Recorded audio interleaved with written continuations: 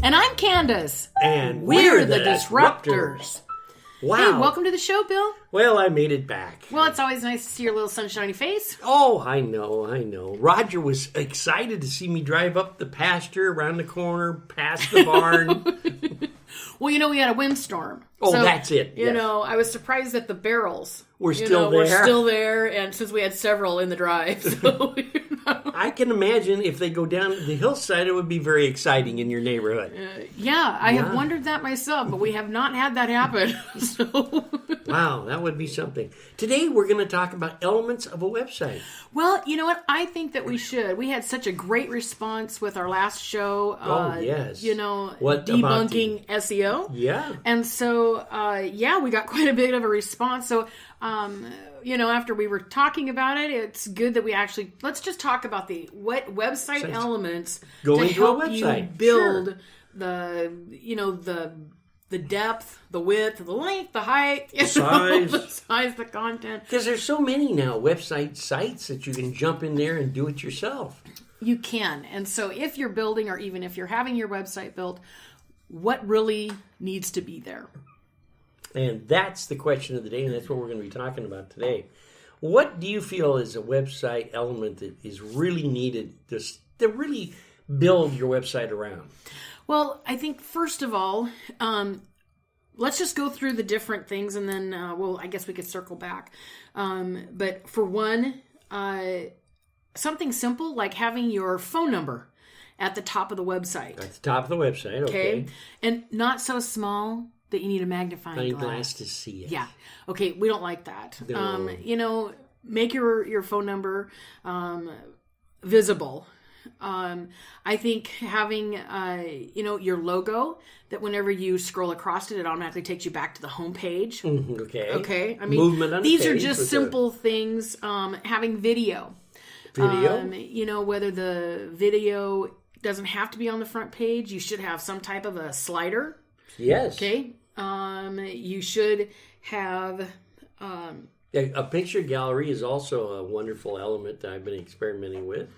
Well, and the good thing about the picture gallery is that you can actually embed different code, right, to take them someplace else. Right on. Yes, absolutely. Which creates more movement on your page. Better linking, everything's... Your social media should be linked, and they should work. Oh, you mean you're not supposed to press it and it says, not here?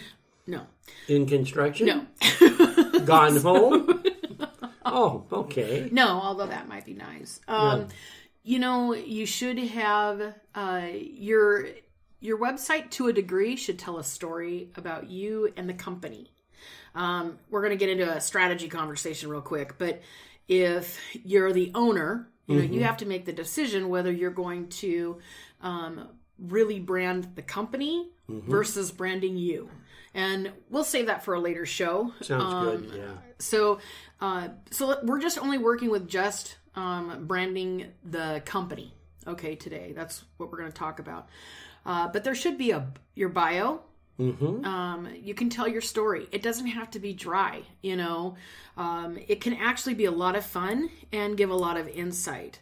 So, and we're not doing these in any particular order, right? No, we're just looking at different elements that we should build a website around. Your vision, your mission. I am shocked at how many businesses don't have vision, mission, and their core values or their philosophies that are on their page. Some of companies have never even put that together.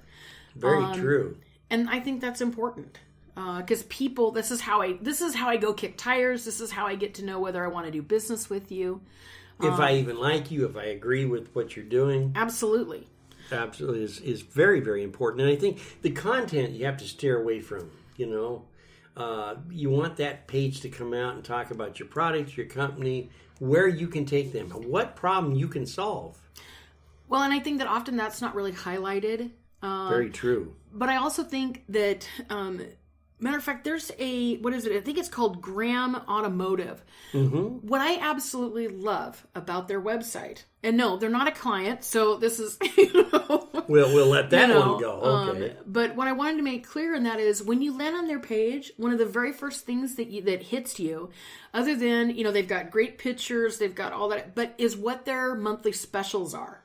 And I like that because it automatically engages you. So if you're looking for repair, you're intrigued enough, right, to go ahead and say, wait a minute, is there a special there? I need my brakes done. Oh, is there something there? Do they for work me? on transmissions? Any of those types of questions. Emissions, they're certified to do state emissions. Yes. I mean, so obviously a service tab. What are your services? What are you providing? I don't necessarily think that you need to put your prices on there unless you're selling stuff right there off of the or site, you're having right? a big blowout sale or something. That's a little bit different than having everything. You want to engage the person enough for them to call you. Right. You want that conversation. Correct. So having a blog or a vlog. Putting something together doing the podcast. Absolutely. Any current events. I know you've heard me say before that every company, I don't care what the company is, should have a minimum of 4 events a year. It is nothing to just have an open house and a client appreciation or a customer appreciation event. Very true. Those are 2 events that, the open house, get to know us. I don't care if it's a 7-Eleven. I don't care if it's your bodega. You should be out there at least saying, hey, we appreciate your business. Yes. Anyway. Just a special thanks. Letting them know you appreciate them. It is. And it speaks to community. It speaks to we're here to stay. Anyway. So at the very least, what events are you doing? If you have a speaking engagement, or any of these types of things, community involvement. Let's say you back, clothing, blankets for the homeless, or you do, tennis shoes, or you're sponsoring foster children, or whatever social, cause that's out there. That's really out there that you're really involved in to help your community. Absolutely. That type of information, because people are looking to connect with you. There's other types of elements to even add on that. It's really, really neat too. My element, I always thought, would take your bill collector to lunch. You know what I mean? Show a little love to this guy. He has a horrible job. Show him a little love. Well, I don't know of a website that has that. I don't know of a company that says take your bill collector to lunch. Although maybe the bill collectors union might host a lunch or something. You never know. I'm not sure. But I think that the issue also is to think outside the box. Make it fresh, new. Make your whole one step beyond what you'd expect as a client. What if you do webinars, understanding, if you do, if you're offering consultations, what video platform are you using? Obviously having the different social media pieces involved, content, solving different problems, make it interesting. And I think you need to freshen it up. Actually, there needs to be pieces that you freshen up every month. And yep, I said that. Every month. 30 days, yes. Because people are looking, and traffic is coming and going. People are constantly doing searches.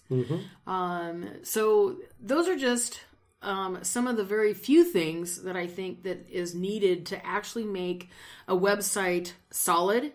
So you've got depth and you've got width, so that your digital imprint is continually going farther and farther out, and the site itself is growing deeper, deeper, deeper. One of the comments that we often get when we sit down with a client, and that is, oh my gosh, I have to come up with all of this at once. No, that's the beauty. That's right. You start off with the key elements, and then they just grow from there. Add and grow from there. Well, how do you eat an elephant? Well, the last restaurant I went to, I asked for ketchup and a knife and a chainsaw and a fork. But no, one bite at a time. Absolutely. Small bite at a time. So a website is the same thing. I want a blog. Okay, that's great. Well, first of all, let's understand a blog is not a novel. True. A blog, very true. It's not a full page. It's not an 8x11 packed full of the smallest, teeniest writing that you can possibly find. Number 8 fonts, yeah. It's 2-3 paragraphs, really, at a most. That's a blog. An article is longer. I won't dive into the semantics technicalities of of that. But, I mean, when people are looking, you don't have to, it's not as big of a job as people think. Anybody can come up with 2 paragraphs, 3 paragraphs at the most of a simple little topic, even if it's just, I was out walking today. It's springtime. I'm reminded that, wonderful smell. And... Absolutely. You're looking at it for engagement and to speak to your audience that they can identify and build relationship with you. Which makes a very big difference. And it also gives them a peace of mind that once they build that relationship, they know that you're working with them. Not Absolutely. To collect a buck, but to actually work with them in, as I mentioned before, solving a problem that you may have. I also like on a website your team members. Sure.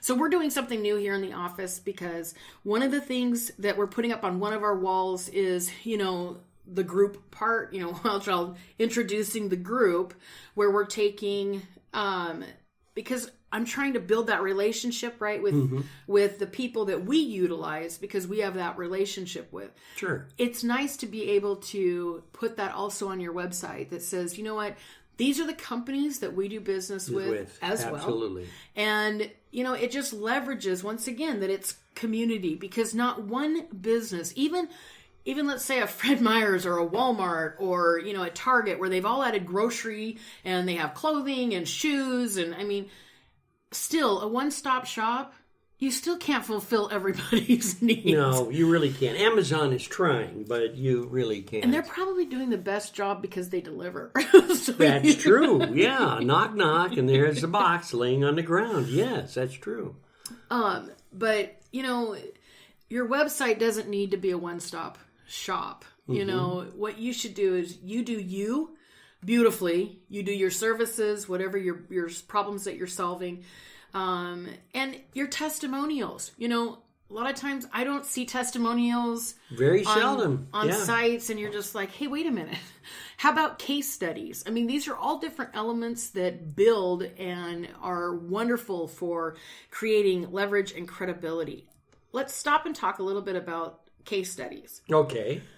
So the beautiful side of a case study is that, one, it's stronger than a testimony because you're stating where that person was, just prior to you invading their world and what you did and the difference that you made and the success of that person or that institution or whatever that may be.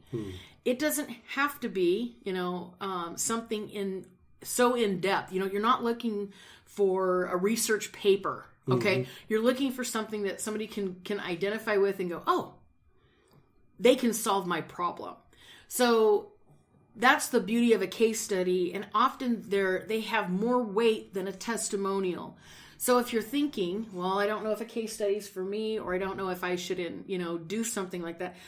Case studies can help a business in a variety of different ways. And we're not doing a show on case studies, but we will do a show on really doing a solid case study and what that actually looks like. That would be terribly interesting also. By the way, when you were talking about putting the staff on the board in your office with pictures and everything, Roger did send me an email and he said he didn't like his last picture with his glasses on. He's a little touchy about his glasses, so you may have to reshoot that. Well, that's because one of the hens got him with it. So, okay. She likes to hide him. Oh, okay. Well, that's our valet here at the studio, Roger. Wonderful. Patty the pug Although is we with us should today. Put Patty up, and I do have some new pictures that I did have taken of Patty. Good. So Patty will be up as one of our group members as well. That's really great. I can't wait. Are you going to post that on Keep Us Smiling? Oh, of course. Okay, so keepussmiling.com. You can go and look at new Patty photos. You can look at new Patty. This is a family show, by the way. I wanted to bring that up just in case because you said Patty and new video. Anyway, moving right along. It's interesting. What's going on with Wild Child now? We haven't touched on any of the classes, any of the activities. You got any public speaking going? What, Candace, are you doing besides just sitting here chatting with me?